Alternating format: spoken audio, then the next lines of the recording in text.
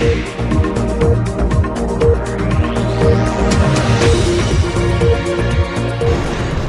દર્શક મિત્રો, આપ નિહાળી રહ્યા છો S9 ન્યૂઝ અને હું છું પૃથ્વીરાજસિંહ રાજપૂત. આપની સમક્ષ લઈને આવ્યો છું સ્પીડ 9. દેશ વિદેશ, ફિલ્મ જગત, રમતગમત, બિઝનેસ અને તે સિવાય ઘણા ક્ષેત્રો સાથે સંકળાયેલી કેટલીક ખબરો. તો આવો નજર કરીએ સ્પીડ 9 પર.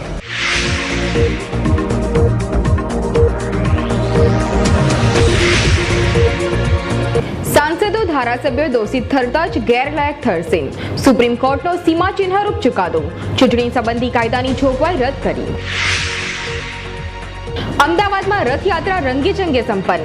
12મી વખત નરેન્દ્ર મોદીએ પહેલ વિધિ કરી જગન્નાથજીની રથયાત્રાને પ્રસ્થાન કરાવ્યું. પહેલીવાર UAVથી નજર રખાઈ.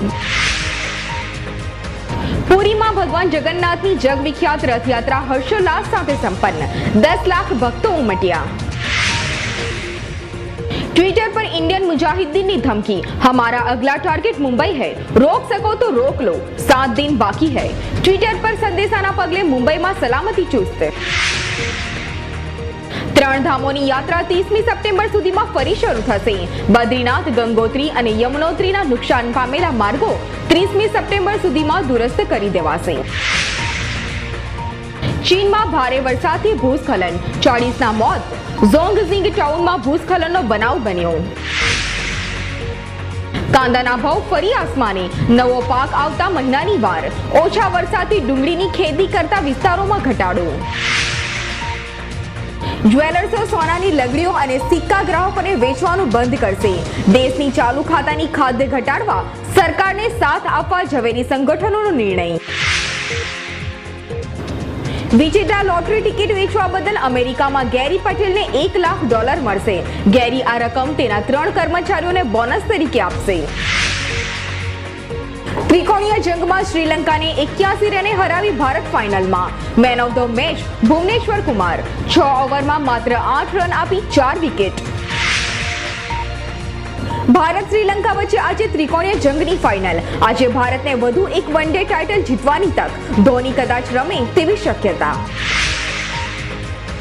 સિડલેની 5 વિકેટના ટરખાટી ઇંગ્લેન્ડ 215માં સમેટાઈ ગયું. ઓસ્ટ્રેલિયાનો પણ ધબડકો, 66 રનમાં 4 વિકેટ.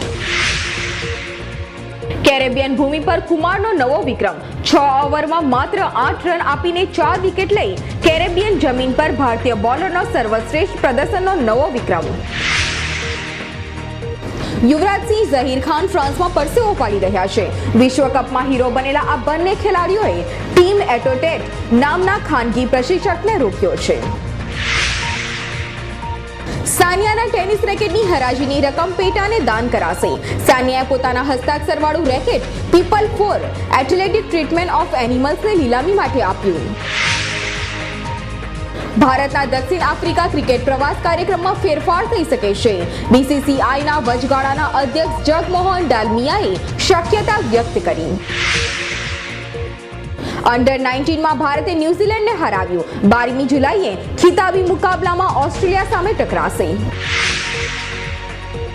જમ્મુ સચિવાલયમાં આગ લાગી, મહત્વના દસ્તાવેજો બળીને ખાખ થયા. 12 જેટલા ફાયર ફાઇટરોએ આગ પર કાબુ મેળવવાના પ્રયાસો હાથ ધર્યા. ઉત્તરાખંડના ચમોલીમાં ભારે વરસાદના કારણે 7ના મોત. મકાન ધસી પડવાની ઘટના અને JCB ખાઈમાં ખાબકતા 7ના મોત નીપજ્યા. બાબુ બોકરિયા, અમિત શાહ બચ્યા. સોલંકી પર લટકતી તલવાર. હવે પછી ગુનેગાર ઠરે તો જાહેર ચૂંટણીઓ પણ લડી નહીં શકે. કેરળના મુખ્યપ્રધાન ઓમેન ચેન્ડી સૌર પેનલ કૌભાંડમાં ફસાયા. વિરોધ પક્ષના કાર્યકરોએ મુખ્યપ્રધાનના રાજીનામાની માંગણી કરી.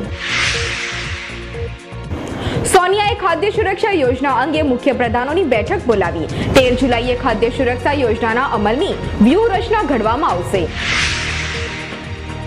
સુરતમાં મંગળવારે પડેલા દરોડામાં બિલ્ડર જૂથની 40 લાખની સર્વિસ ટેક્સ ચોરી ઝડપાઈ. પ્રિવેન્ટિવ શાળા દ્વારા SNS જૂથને ત્યાં દરોડાની કાર્યવાહી કરવામાં આવી હતી. પવિત્ર રમઝાન માસનું આગમન થતા મસ્જિદો ઝગમગી ઉઠી. મુસ્લિમ બિરાદરોએ રમઝાનની મુબારકબાદી પાઠવી પવિત્ર રમઝાનને વધાવ્યો હતો. નર્મદાનો 11 MLD જળ જથ્થો આજી ડેમમાં ઠાલવી દેવો પડ્યો. રૈયાધાર ઈશ્વરિયા સંપ પર પૂરતો જથ્થો આપવાના બદલે બધો આજીમાં આપી દીધો. રૂપિયામાં મજબૂતી બીજા દિવસે પણ જળવાઈ. રૂપિયો 59.66/67 ઉપર બંધ. 26,000 અમેરિકન સૈનિકો બન્યા યૌન શોષણના શિકાર. અમેરિકન સંરક્ષણ મંત્રાલયના રિપોર્ટ અનુસાર વર્ષ 2012માં 26,000 અમેરિકન સૈનિકો સૈન્યની અંદર જ યૌન શોષણના ભોગ બન્યા. શ્રદ્ધા કપૂર હવે આઇટમ ગર્લના રૂપમાં. મહેશ ભટ્ટની ફિલ્મ આશિકીમાં બોલિવૂડમાં સફળતા મેળવનારી શ્રદ્ધા કપૂર કરણ જોહરની આગામી ફિલ્મ ઉંગલીમાં આઇટમ નંબર કરતી જોવા મળશે. દેશના તમામ જિલ્લાઓમાં મોદીના દૂત તૈનાત થશે. મોદીએ દેશભરમાં છવાઈ જવાની તૈયારી શરૂ કરી. 1,000 ચુનંદા કાર્યકરોની ટીમ બનાવાશે. તો દર્શક મિત્રો, આ હતી અમારી ખાસ રજૂઆત સ્પીડ 9. આવી જ ખબરો સાથે ફરી મળીશું. ત્યાં સુધી રજા આપશો. નમસ્કાર.